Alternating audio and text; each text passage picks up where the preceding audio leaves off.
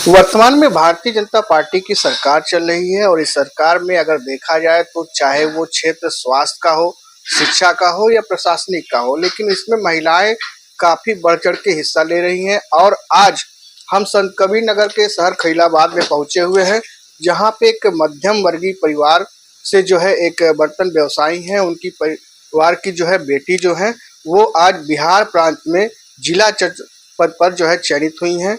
आज हम उनसे मुलाकात करने आए हैं, बात करने आए हैं कि इस बड़े पद में जो चयनित हुई हैं इसके पीछे किसका श्रेय है, कैसे इस मुकाम तक वो यहाँ तक पहुंची हैं। बात करते हैं उनसे। स्वागत है। Thank you so much. ये बताइए कि आज आप बिहार प्रांत में चयनित हुई हैं जिला जज पद पर, कैसा महसूस कर रही हैं, क्या कुछ कहना चाहती हैं? मुझे बहुत ही अच्छा लग रहा है और मैं भगवान का बहुत बहुत धन्यवाद देना चाहूँगी कि ये अवसर मुझे प्राप्त हुआ। इसके लिए मैं बहुत खुश हूँ, मेरे परिवारजन बहुत खुश हैं और मैं अपने परिवार वालों को बहुत बधाई भी देना चाहूँगी और उन्हें सारा श्रेय देना चाहूँगी, क्योंकि उन्हीं की वजह से आज जो हूँ मैं हूँ। कैसे आपने मतलब इसकी तैयारी कहाँ से हुई, कैसे कैसे आपका पीछे का जो है शिक्षा का कैसे दौर रहा है? मैंने सर्वप्रथम यहाँ पे खलीलाबाद में ही गन्ना विकास विद्यालय है, वहाँ से पहले अपना 5th क्लास तक का मैंने पढ़ाई किया। फिर वहाँ से मैंने जवाहर नवोदय विद्यालय का एंट्रेंस देकर कक्षा 6 से 12वीं तक जवाहर नवोदय विद्यालय में पढ़ाई की। फिर वहाँ से उसके बाद मैंने क्लैट का एग्ज़ाम दिया था। वहाँ से एंट्रेंस के बाद मैंने Lloyd law college greater Noida में जो है वहाँ पे पढ़ाई की, BLLB की। फिर वहाँ से मैंने अपनी तैयारी शुरू की आफ्टर ग्रेजुएशन। मैंने पहले 31st जुडिशरी का मैंने दिया था, उसमें मैं सफल नहीं हो पाई। मेंस तक मैं गई बट इंटरव्यू नहीं हो पाया मेरा। फिर उसके बाद मैंने वैकेंसी नहीं आई थी तो मैंने यूपी का दिया था, यूपी AP उसके बाद आया था, तो जिसमें मैं चयनित हुई। और फिर उसके बाद मैंने अभी ये 32nd बिहार जुडिशरी का दिया, जिसमें मैं चयनित हुई हूँ 34th रैंक के साथ। जैसे कि जो इस पद पे आप चयन हुई हैं तो काफ़ी संघर्ष करना पड़ता है, इसमें परिवार से आपका कैसा सपोर्ट मिला, लोगों का कैसे सपोर्ट रहा आप लोग? जी बिल्कुल, हाँ, ये संघर्षपूर्ण जीवन रहता है, लेकिन इससे भी हमें बहुत सीख मिलती है। ड्यूरिंग प्रिपरेशन हमें ये सीख मिलती है कैसे हमें अपने परेशानियों से डील करना है, कैसे हमें आगे एक एक स्टेप लेना है, प्रोसेस है ये। तो ये एक तरीके से सीख ही देती है और परिवार वालों का और दोस्तों का बहुत साथ रहा है, तो इसलिए मैं आज यहाँ पे हूँ जो भी हूँ, और भगवान तो हमेशा से साथ दिए हैं, तो इसलिए मैं बहुत धन्यवाद देना चाहूँगी सभी का। जैसे व्यावसायिक परिवार से हैं तो ये कैसे आपको क्या प्रेरणा मिलती थी, कैसे आप आगे बढ़ते थे? जैसे कि मेरी सिबलिंग में 5 बहनें हैं मेरी और मेरे एक भैया हैं। तो मेरे दीदी, सबसे बड़ी वाली दीदी हैं, वो डॉक्टर हैं। फिर उसके बाद सेकंड वाली दीदी भी डॉक्टर है। फिर थर्ड वाली दीदी ने बीटेक किया। फिर फोर्थ वाली दीदी भी, सभी ने नवोदय में, 4 दीदियों ने हमारे नवोदय में पढ़ाई की और सब पढ़ाई के लिए हमेशा मेरे माता पिता ने प्रोत्साहन किया। तो उस तरीके से हमें प्रेरणा हमेशा से मिलती रही कि आगे बढ़ना है तो आपको एजुकेशन ही आपका जो है, जो शिक्षा है, उसी के ही थ्रू आप बढ़ सकते हैं। तो उसी प्रकार हम लोग आगे बढ़ते रहे और ये कर पाए हैं।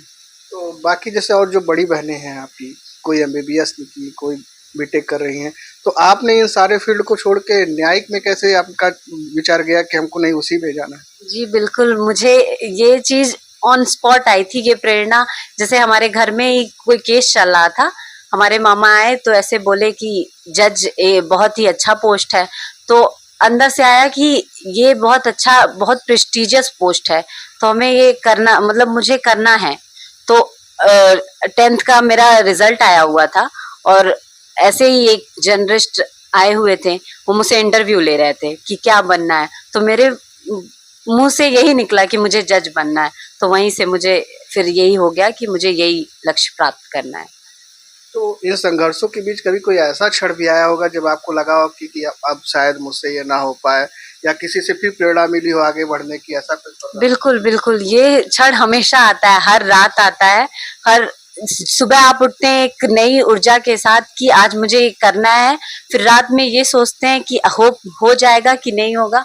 ये हर दिन, हर रात का ये सफर रहता है कि हो पाएगा कि नहीं हो पाएगा, लेकिन हमें विश्वास रखना है।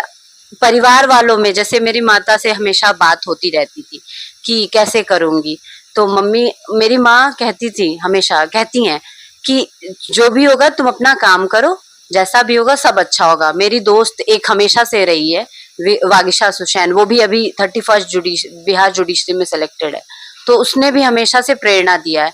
तो ये मेरे साथ जो हमेशा से एनवायरमेंट रहा है बहुत पॉजिटिव रहा है। भले मैं फेल हुई हूँ, पास हुई हूँ, हमेशा से सबका साथ रहा है और सबने मुझे बहुत प्रोत्साहन दिया है।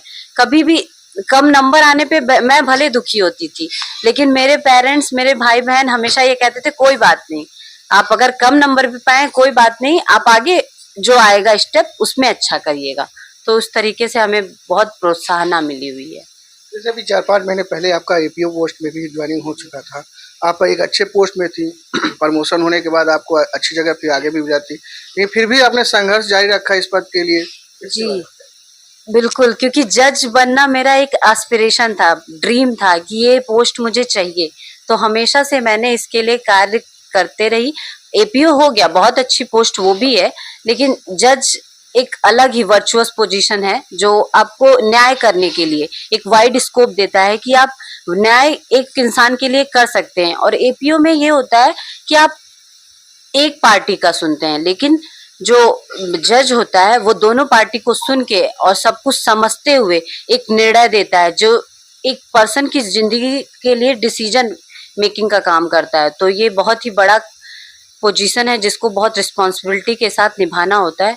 तो ये बहुत ही अच्छा पद है जिसे मैं ग्रहण की हूँ आज, और इसको मैं बहुत अच्छे से निभाना चाहूंगी फ्यूचर में। जैसे समाज में इस समय जब देखा जाए तो महिलाओं के ऊपर काफ़ी उत्पीड़न होते हैं, काफ़ी अत्याचार भी हो रहा है, किस तरह की घटनाएं हो रही हैं, तो इस पे आप किस नज़रिए से कैसे करें? मैं यही कहना चाहूंगी कि हमें अपने स्तर, गवर्नमेंट ने बहुत सारी स्कीम तो बनाई है, लेकिन हमें अपने स्तर पे काम करना होगा।